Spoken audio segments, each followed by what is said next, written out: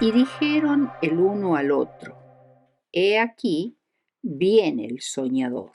Como introducción diremos que la historia de José es una de las narraciones más famosas y conocidas del Antiguo Testamento. Se trata de una historia maravillosa que muestra las providencias de Dios. Su historia ocupa 13 capítulos, más que cualquiera de los patriarcas anteriores.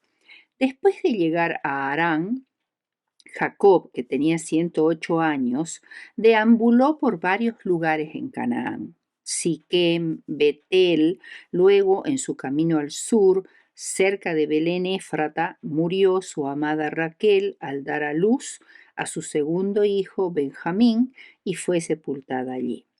Por último, llegó Jacob al fin de su viaje al llegar a Mamre, cerca de Hebrón, donde habitaba su padre Isaac, ya débil y ciego. Allí las tiernas atenciones de este hijo, tanto tiempo ausente, fueron de gran consuelo para Isaac. Finalmente murió y Jacob y Esaú se encontraron como hermanos junto al lecho de muerte de su padre. Jacob, que estaba muy contento con las bendiciones espirituales de la primogenitura, renunció en favor de su hermano mayor a la herencia de las riquezas de su padre. Esaú había buscado y valorado únicamente esa herencia, pero ahora ya no sentía celos ni odio por Jacob. La posesión de ambos hermanos era grande y ya no podían habitar juntos a causa de la magnitud de sus ganados. Por ello, y por ser tan diferentes espiritualmente, decidieron morar separados. Tomaron diferentes caminos y sus sendas se habían de apartar cada vez más una de la otra. Esaú habitó en Seir, mientras que Jacob era ahora el heredero de las bendiciones y promesas del pacto que acompañaban a la sucesión patriarcal. Ahora veremos los problemas familiares. En ese tiempo, un hombre que tenía varias esposas era respetado, pues además de ser padre de una gran prole, demostraba tener recursos para sustentar varias familias. Sin embargo, nunca fue la poligamia el plan de Dios, y Jacob tenía que lidiar con el problema de que cada una de sus mujeres quería que su hijo, y no el de otra esposa, fuera el sucesor del padre como jefe del clan. Las consecuencias de la poligamia se revelaron en su familia. Este terrible mal tiende a secar las fuentes mismas del amor y su influencia debilita los vínculos más sagrados. Los celos de las varias madres habían amargado la relación familiar. Los niños eran contenciosos y contrarios a la dirección y la vida del padre fue nublada por la ansiedad y el dolor. Los hijos de Jacob en su mayoría olvidaron la sagrada vocación de su raza y estaban en severo peligro de perecer en los pecados de Canaán ante la corruptora influencia de sus costumbres. Sin embargo, hubo uno de carácter muy diferente, el hijo mayor de Raquel, José, que junto con su hermano Benjamín se habían criado con los hijos de Bila y eran considerados despectivamente como hijos de una segunda esposa. José, como su madre, era hermoso físicamente, robusto, apuesto, bien parecido, pero además tenía la rara hermosura espiritual. Era puro, activo, alegre, leal. Aprendió en las rodillas de su padre las historias de las providencias de Dios que lo hicieron un hombre según el corazón de Dios. Las cualidades que lo distinguían eran la benignidad, la fidelidad y la veracidad. Siendo huérfano de madre, sus afectos se aferraron estrechamente a su padre y el corazón de Jacob estaba ligado a este hijo de su vejez.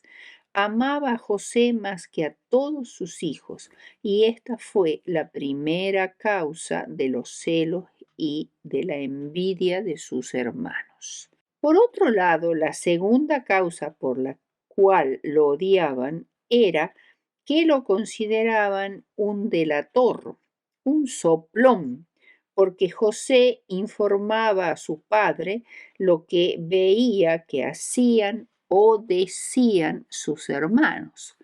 José, al ver la mala conducta de sus hermanos, se afligía mucho. Le era insufrible verlos pecar contra Dios y le expuso la situación a su padre, esperando que su autoridad los indujera a enmendarse.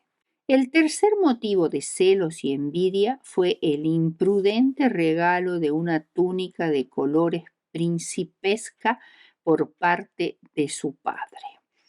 A más de 100 kilómetros al sur del Cairo se encuentra un pequeño pueblo llamado Beni Hasan, en la ribera este del río Nilo.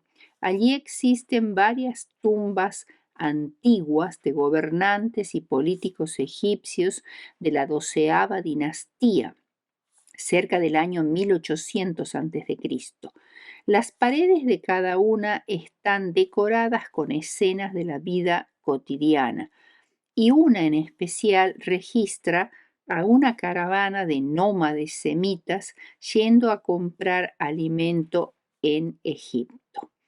Y lo más llamativo es que los personajes de mayor importancia, los jefes o príncipes, llevan un vestido con muchos colores y diseños que podrían ser del tipo que José estaba usando. Además, la túnica que Jacob le regaló a José tenía mangas largas, lo cual no era lo usual. Además, no era adecuada para el trabajo manual o pastoril. Deducimos, por lo tanto, que tener una vestimenta especial, probablemente teñida de colores costosos y enriquecida de adornos, fue un mensaje para los hermanos de José. Significaba que era el favorito de Jacob para ocupar el patriarcado del grupo después de su muerte. El día que lo vieron con esa túnica, decidieron en sus corazones matarlo para deshacerse de él. Y el cuarto motivo que colmó la copa fueron los sueños de José, que ingenuamente él contó a su familia. He aquí que atábamos manojos en medio del campo, y he aquí mi manojo se levantaba y estaba derecho, y que vuestros manojos estaban alrededor y se inclinaban al mío. Y un segundo sueño aún más significativo, que el sol, la luna y 11 estrellas se inclinaban a mí. Este sueño se interpretó como el primero, como la indicación de que José se enseñorearía de ellos. En aquel momento en que el joven estaba delante de ellos, iluminado su hermoso semblante por el espíritu de la inspiración, sus hermanos no pudieron reprimir su admiración, pero no quisieron dejar sus malos caminos y sintieron odio hacia la pureza que reprendía sus pecados. El mismo espíritu que animara a Caín se encendió en sus corazones. Patriarcas y Profetas, página 210, Elena de White. Segundo punto, el ataque a José. El odio hacia José fue creciendo hasta que les llegó a ser insufrible su presencia y deseaban matarlo. La oportunidad llegó cuando en sus largas migraciones en busca de pastos para el ganado, los hermanos de José llegaron hasta Siquem, 100 kilómetros al norte de Hebrón. Jacob, temiendo alguna represalia de los siquemitas, envió a José con comida para tener noticias de ellos. Obviamente el padre no sospechaba en lo más mínimo el odio y la envidia de ellos. Cuando llegó a Siquem, José encontró que sus hermanos habían ido de allí hasta Dotán, unos 25 kilómetros al noroeste de Siquem, una de las mejores zonas de pastoreo de Canaán. Cuando lo vieron venir con la odiada túnica de colores, dijeron: matémosle y lo arrojaremos en una cisterna seca. Con toda sangre fría estaban dispuestos a asesinarlo sin más trámites. José era un joven de apenas 17 años. Judá tenía 20 años y su hermano mayor Rubén 22. Este último procuró salvarlo diciendo que no lo mataran, que lo arrojaran a la cisterna para que allí muriera de hambre, pero en realidad su intención era rescatarlo más tarde. Y se fue por un momento. Cuando regresó, vio que ya no estaba en la cisterna.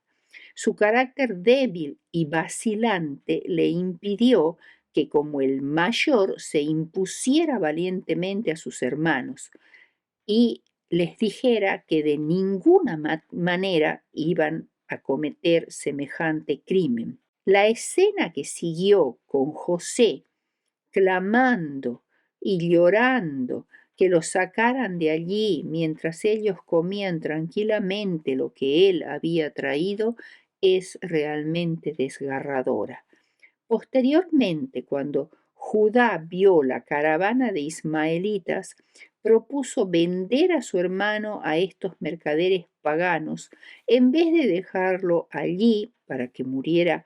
Así, pensaba él, no se mancharían con su sangre y además tendrían algún dinero en sus bolsillos.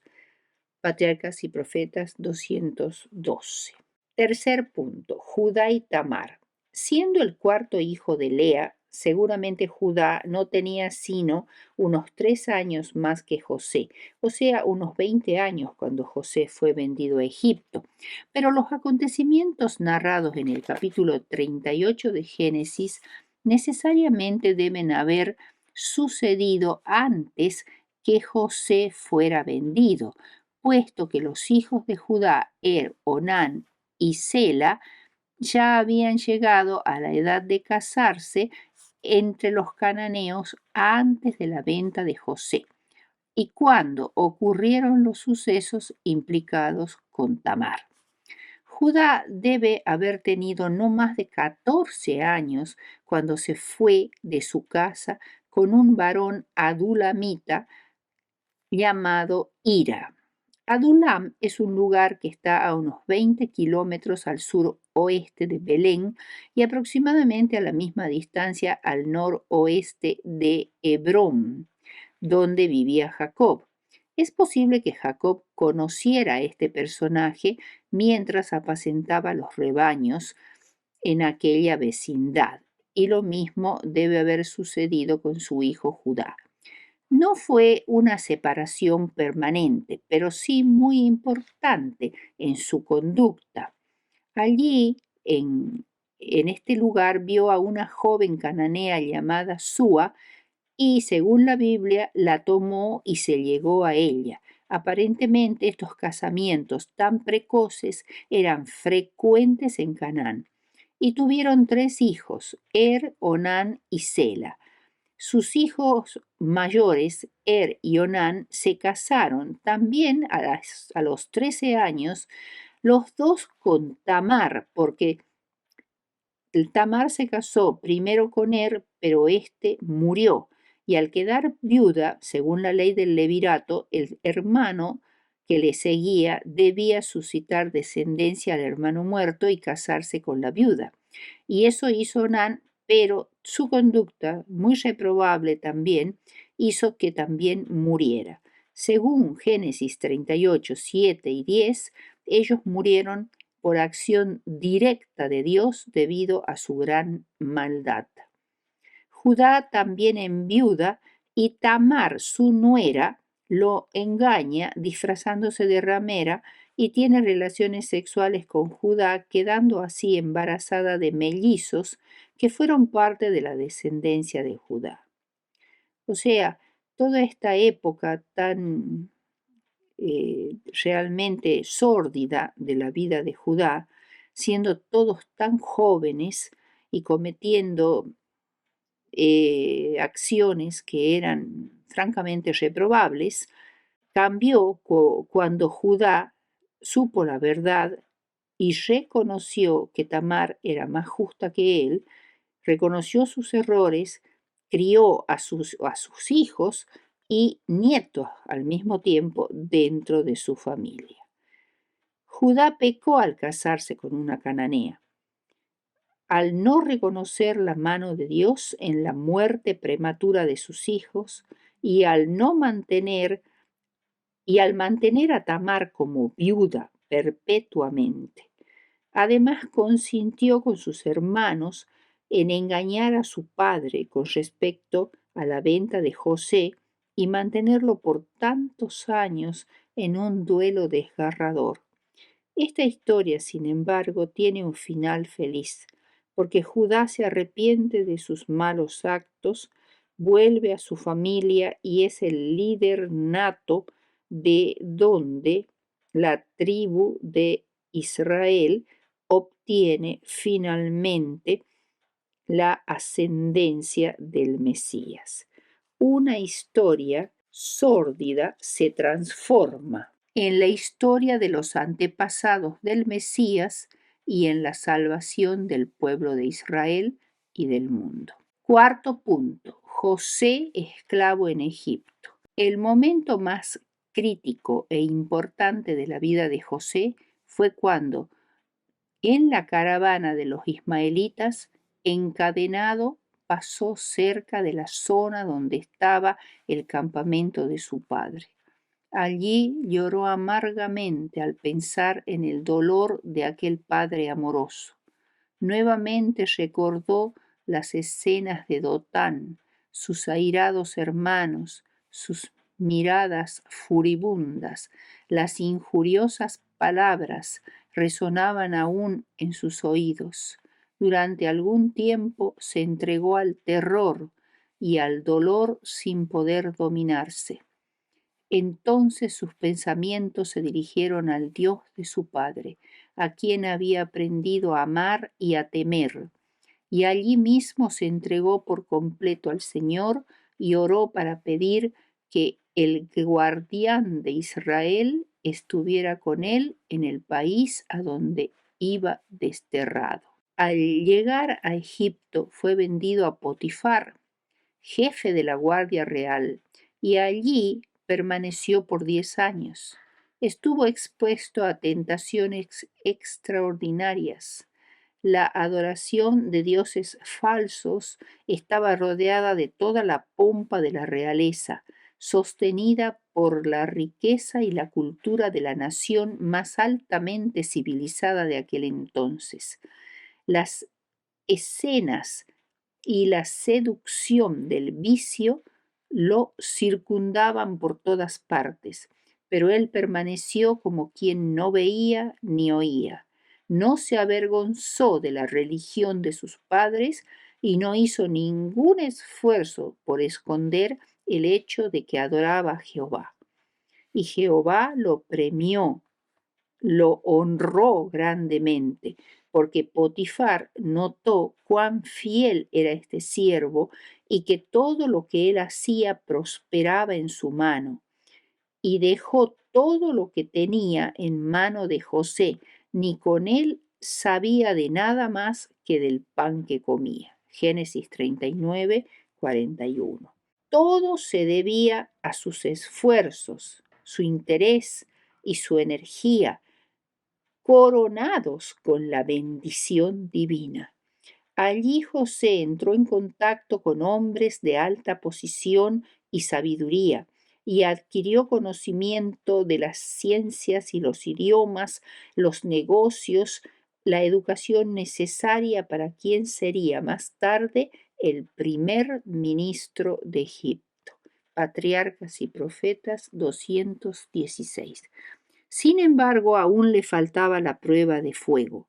La esposa de su amo trató de seducirlo, no una vez, sino muchas, hasta que prácticamente lo arrinconó con una tentación tan fuerte y seductora. José escapó, sin embargo, a pesar de que sabía que si cedía había para él favores y premios, pero no podía hacer algo que era un gran pecado contra Dios. El resultado fue la cárcel, donde fue tratado con gran severidad al principio, pero aún en la oscuridad del calabozo, el carácter de José resplandeció y poco a poco se ganó la confianza del carcelero, quien al fin le entregó el cuidado de todos los presos. Allí fue donde, como experto en sueños, como lo llamaban burlonamente sus hermanos, interpretó los sueños del panadero principal y del primer copero del rey, encerrados en prisión por acusación de intento de envenenamiento al faraón. Pero los días pasaban y nada sucedía con respecto a su liberación, hasta que el faraón mismo tiene dos sueños que nadie puede interpretar. El copero providencialmente recuerda a José y lo recomienda al faraón, y José los interpreta, aclarando que no se trata de su sabiduría, sino por el poder de Dios. Vendrían 7 años de abundancia y 7 años de escasez sobre Egipto y el mundo circundante. Pero lo que más sorprendió al faraón no fue la interpretación del sueño, sino el consejo sabio, práctico, enérgico y capaz, pero fundamentalmente reconoció que en él habitaba el Espíritu de Dios. Así José pasa de gobernar la casa de Potifar a gobernar la prisión y luego a gobernar todo Egipto. Es la historia más fascinante y poderosa de todo el Génesis. Como conclusión, José se destaca como una gran figura patriarcal, similar a Abraham, Isaac y Jacob. A diferencia de estos patriarcas que a menudo tropiezan y se comportan mal, José es un hombre sabio que se comporta inteligentemente y encuentra las soluciones adecuadas a los problemas de la política y la economía, pero también es un profeta que recibe las revelaciones de Dios para comunicarlas a su pueblo. José no solo recibe sueños de Dios, también es capaz de interpretar los sueños de otros. Es la persona justa por excelencia. Sobrevive al crimen, al engaño y a la violencia. Dios frustra las trampas dirigidas a José y las utiliza para cumplir sus designios. Dios convierte todos los actos inicuos en oportunidades para favorecer a José. En cada oportunidad José sale mejor, ya sea de la cisterna, de la esclavitud, de la cárcel o de la corte del faraón. Mediante José se cumple la bendición que Dios le dio a Abraham. No solo la familia de Israel, sino también todas las naciones serán en él bendecidas y salvas.